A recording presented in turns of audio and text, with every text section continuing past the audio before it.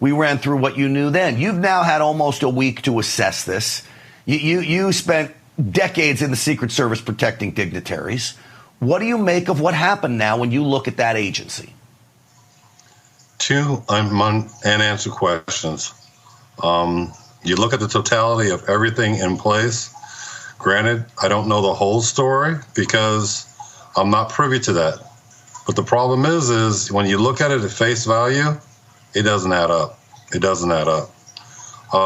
When you talk about the shooter himself being seen at least an hour beforehand, you hear about local law enforcement attempting to find him. And when they didn't find him, he had a rangefinder and all these other things. In my opinion, President Trump should never have been allowed to go up on that stage because the vulnerability was there, and it was just a matter of time before somebody acted on him.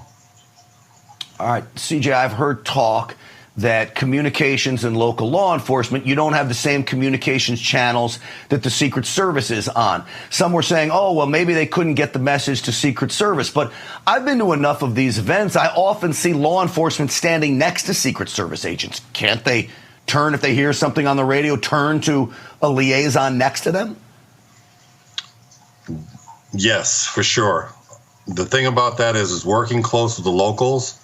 If I'm hearing something over our network and I'm talking to a local, that local can communicate over their network, and then we communicate back and forth to get the message through. It doesn't seem like that was done. And if that wasn't done, that's one of those other compromises in security.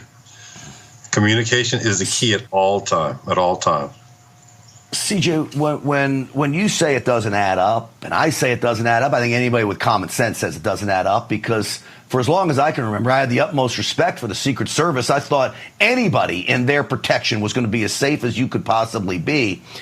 I use the term purposeful incompetence. Purposeful incompetence. Is there any way that could be the case here?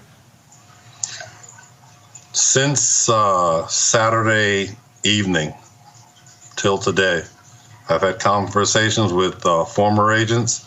I've had conversations with current agents, and we're sitting there bashing our heads because it doesn't make sense.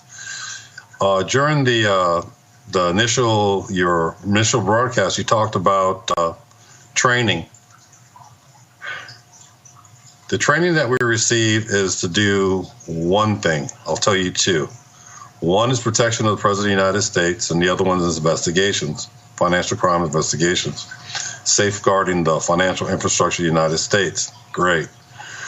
But with that physical security or with that personal protection training that we receive, everyone gets it. So when you have another agency come on board, it happens all the time, especially during like the UN, when we're trying to augment resources. We will draw on other federal agencies to help out, specifically in this case, HSI.